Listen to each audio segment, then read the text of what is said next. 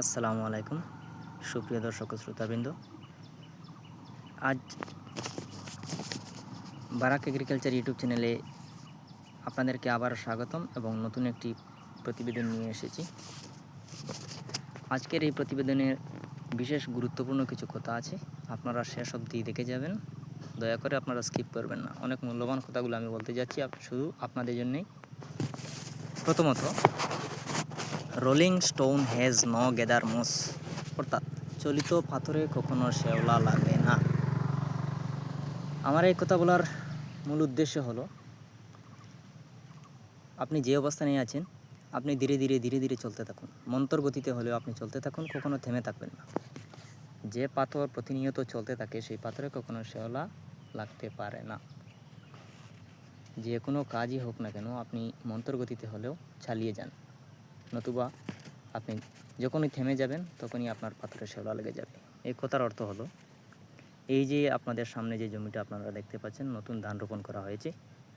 এই জমিটা আমাদের নিজস্ব ক্ষেতের একটা জমি, যেখানে আমি গাছ লাগানোর জন্য প্রস্তুত ছিলাম, কিন্তু কোনো কারণবশত এই বছরে গাছ লাগানো হয়নি।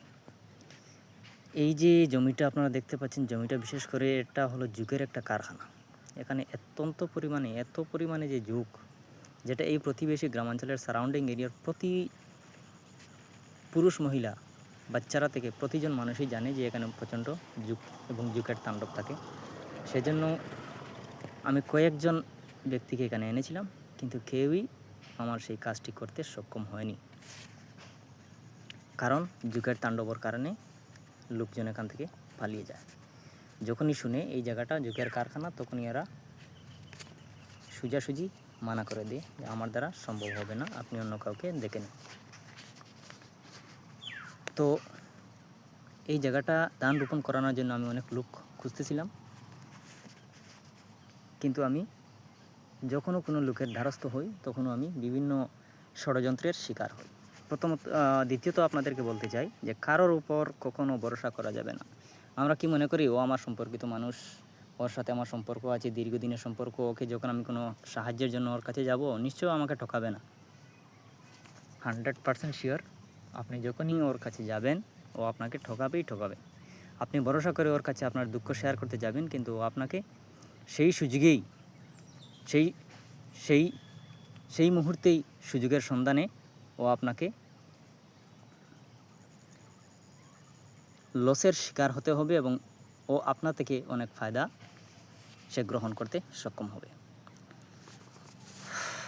কথা প্রসঙ্গে বলতে বাধ্য হলাম যে আমার একজন অনেক পরিচিত, ওই যে ঘর আপনারা দেখতে পাচ্ছেন, ওই ঘরের অনেক পরিচিত আমার একজন ব্যক্তি, যার সাথে আমার অনেক দীর্ঘদিনের সম্পর্ক। আমি ওকে কাল যখন বলেছিলাম যে আমার এই জমিতে ধান রোপণ করানোর জন্য একজন লোকের প্রয়োজন, ও আমাকে বললো ঠিক আছে, আমার কাছে দুজন লোক আছে, আমি ওদেরকে বলে দেবো, ওরা আপনার এই কাজটা করে দেবে। তো আমি বললাম, আপনি তো আমার নিজেরই মানুষ, আপনার উপর আমার ভরসা আছে, আপনি বলে দিন, মধ্যস্থতা হিসাবে আপনি বলে দিন যে এখানে কত টাকা দিলে হবে, এবং লোকও আপনার পরিচিত হিসাবে আপনি একটা সহযোগিতা আমাকে করুন। তখন ও আমাকে বলতেছে যে ভাই, আপনি 1500 টাকা দিয়ে দিন, আমি লোকদেরকে দিয়ে ধানের চারাগুলা লাগিয়ে দেব। কথা হলো ভাই, এখানে আমার যে জায়গা, জানি না সেখানে 8 বিঘা জমি ছিল, কিন্তু 8 বিঘার থেকে অনেক ওই সাইডে জলের জন্য অনেক জায়গা নষ্ট হয়ে গেছে, এবং ওই পাশে দেখতে পাচ্ছেন রাস্তার কাজের জন্য অনেক জায়গা নষ্ট হয়ে যায়। তো এখানে 1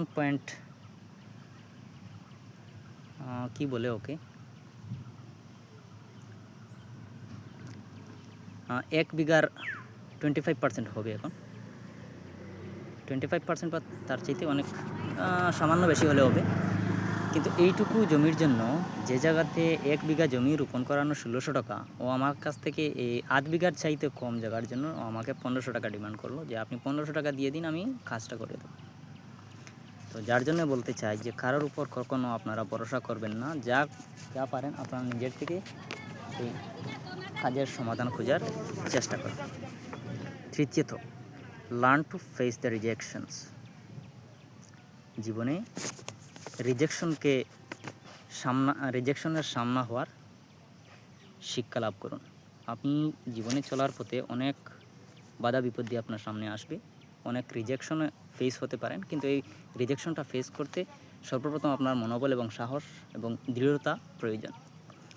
দেখুন, এই পৃথিবীতে যে বিজ্ঞানী সর্বপ্রথম আমাদেরকে আলো জ্বালিয়েছেন, অর্থাৎ বৈদ্যুতিক বাল্ব, আমরা যেটাকে বৈদ্যুতিক বাল্ব বলি, এই বাল্ব যিনি আবিষ্কার করেছিলেন উনি হলেন থমাস আলভা এডিসন। উনি প্রথম যখন এই বাল্ব আবিষ্কার করতে যান ৯,৯৯৯ বার যখন উনি রিজেকশন ফেস করেন, তখন ওনার সঙ্গীরা ওনাকে কিছু ট্রল করেছিল যে আপনি কি পাগল, একজন সায়েন্টিস্ট হয়ে আপনি কি যে পাগলের কাজ করছেন। ৯,৯৯৯ বার আপনি সেখানে ফেইলার বা রিজেকশন ফেস করার পরও কেন এই কাজের পিছু ছাড়ছেন না? তখন উনি বলেন, আরে ভাই, আমি কোথায় রিজেকশন ফেস করলাম, আমি তো হারিনি, আমি তো জিতেছি। কারণ আমি ৯,৯৯৯টা ফর্মুলা আমি তৈরি করেছি, এবং ৯,৯৯৯ ফর্মুলা তৈরি করে আমি দেখলাম যে এই ৯,৯৯৯ ফর্মুলায় কখনো বাল্ব জ্বলে বা বাল্ব জ্বলে না। কিভাবে ফর্মুলা আবিষ্কার করলে কোন কোন ফর্মুলার দ্বারা বাল্ব জ্বালানো সম্ভব নয়, সেই ফর্মুলাগুলোই আমি আবিষ্কার করেছি। এখানে আমি রিজেক্ট বা আমি ফেইলার কোথায় হলাম?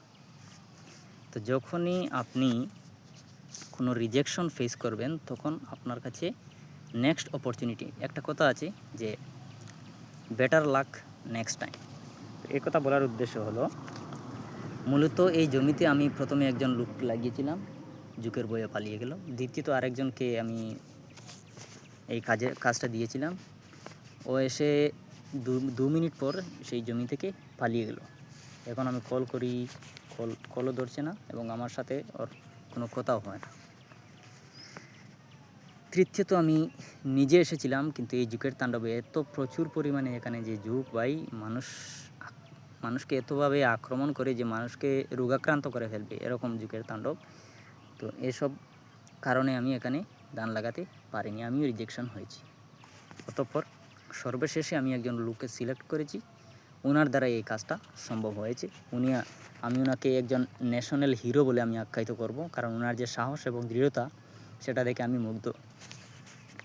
তো আমি এই যে ব্যক্তি, এই ব্যক্তির অবস্থান বা এই ব্যক্তির কন্ডিশন দেখে আমার মনটা ভারাক্রান্ত হয়ে গেল। কারণ আমি এটাই বলতে চাই, এই যে ব্যক্তি, কাল আমি ওনার ঘরে গিয়েছিলাম এই কাজের আমন্ত্রণের জন্য, কিন্তু ওনার ঘরে যাওয়ার পর ওনার যে বাড়ির পরিস্থিতি বা ঘরের যে পরিস্থিতি দেখে আমার হৃদয়টা ভারাক্রান্ত হয়ে গেল। দেখুন, আমরা যে অবস্থানে আছি সবই কিন্তু আল্লাহর প্রতিদান, ঈশ্বর এবং সৃষ্টিকর্তার প্রতিদান। আমরা নিজে থেকে কিছু করিনি, কিন্তু এই ব্যক্তি এত, মানে কি বলবো, ওনার বাড়ির পরিস্থিতি দেখে আমি অত্যন্ত দুঃখিত হয়ে ওনাকে কাজটা দিতে বাধ্য হলাম। আরেকটা কথা বলতে চাই যে প্রয়োজনমূলক ব্যক্তির দ্বারা কাজ করাবেন। যে ব্যক্তির এই কাজের প্রয়োজন, তাকেই আপনি এই কাজটা দিবেন। আমি যে এমন একজন লোককে এই কাজটি দিয়েছি, ওনার ঘরে খুঁজে গিয়ে ওনাকে বের করে তারপর ওনাকে এই কাজটা আমি দিই, কারণ এই ব্যক্তির এই কাজের খুব বেশি প্রয়োজন। কারণ ওনার অর্থনৈতিক অবস্থা অত্যন্ত দুর্বল, যার কারণে আমি ওনার সাথে যে কথাবার্তার মধ্যে দিয়ে আমাদের যেটা ফিক্সড হয়েছিল, তার চাইতে আমি আরও 100 টাকা বেশি দিয়েছি। কারণ এই লোকের টাকা পয়সার অনেক প্রয়োজন, সবারই প্রয়োজন থাকে, কিন্তু এই ব্যক্তি বিশেষ করে এই ব্যক্তির টাকা পয়সার অনেক প্রয়োজন। আমি যে 100 টাকা ওনাকে উপহার হিসাবে দিলাম, উনি কিন্তু অত্যন্ত খুশি হয়ে সেই টাকাটা সাদরে গ্রহণ করলেন, কারণ অত্যন্ত প্রয়োজন এই মানুষের টাকার ছিল। কারণ ওনার পরিবারে কোনো ছেলে নেই, 2-3 জন মেয়ে, ওদেরও বিয়ের উপযুক্ত মানুষ, বয়স্ক। এখন বয়স্ক লোকদেরকে মানুষ বেশ কাজে নিতেও বেশ পছন্দ করে না, সেজন্য আমার মায়া লাগলো, এবং এই ব্যক্তিকে আমি খুঁজে গিয়ে বাড়ি থেকে গিয়ে আমি ওনাকে খুঁজে বের করলাম এবং ওনাকে এই কাজটি প্রদান করলাম। তো প্রয়োজনমূলক ব্যক্তির দ্বারা আপনারা কাজ করাবেন। যে মানুষের এই কাজটার প্রয়োজন, আপনারা ওই লোককে দিয়ে কাজ করাবেন। অযথা কাউকে কাজটি দিয়ে আপনার টাকাটা নষ্ট করবেন না, এটাই আমার রিকোয়েস্ট থাকবে আপনাদের কাছে। যে এরকম সমাজে অনেক ব্যক্তি আছে, তারা পারলে কাজ করবে, যদি না হয় তাহলেও চলবে, এরকম ব্যক্তি অনেক আছে। কিন্তু এমনও সমাজে আমাদের কিছু দুর্বল ব্যক্তি আছে যাদের প্রতি কোনো মানুষের কোনো আকৃষ্টতা নেই, যাদের প্রতি মানুষের কোনো মায়া নেই, ওরা পড়ে আছে তাদের নিজের মতো করে। এই ধরনের ব্যক্তিগুলোকে খুঁজে খুঁজে বের করবেন এবং বিনিময় স্বরূপ আপনি যা চাইবে তার থেকে একটু বেশি দেওয়ার চেষ্টা করবেন। আমি আমার সামর্থ্য অনুযায়ী ওনাকে একটু বেশি দিয়েছি, আপনাদের সামর্থ্য থাকলে আপনারা আরও বেশি দেবেন, এটাই আমার কামনা এবং সকলের কাছে আমার এটাই অনুরোধ। আজকের এই ভিডিওটা আপনাদের কেমন লাগলো আপনারা কমেন্টে জানাবেন এবং এই ধরনের সুন্দর সুন্দর আরও অনেক ভিডিও বানাতে আমি অনুপ্রাণিত হব যদি আপনারা সাবস্ক্রাইব করে আমার ফ্যামিলিকে, আমার পরিবারকে আরও সম্প্রসারণ করেন এবং আপনারা বিশেষ করে আমার সাথে থাকবেন, লাইক কমেন্ট করে এবং আমার চ্যানেলকে সাবস্ক্রাইব করে আমাকে আরও অনুপ্রাণিত করবেন। আপনাদের কাছে আমার এইটুকুই চাওয়ার ছিল এবং এই কৃষি সম্বন্ধীয় আরও অনেক নতুন নতুন ভিডিও আমি আপনাদেরকে উপহার হিসাবে দিতে আমি প্রস্তুত আছি। আপনারা আমার সঙ্গে থাকবেন, পাশে থাকবেন। ধন্যবাদ। আসসালামু আলাইকুম রহমতুল্লাহ।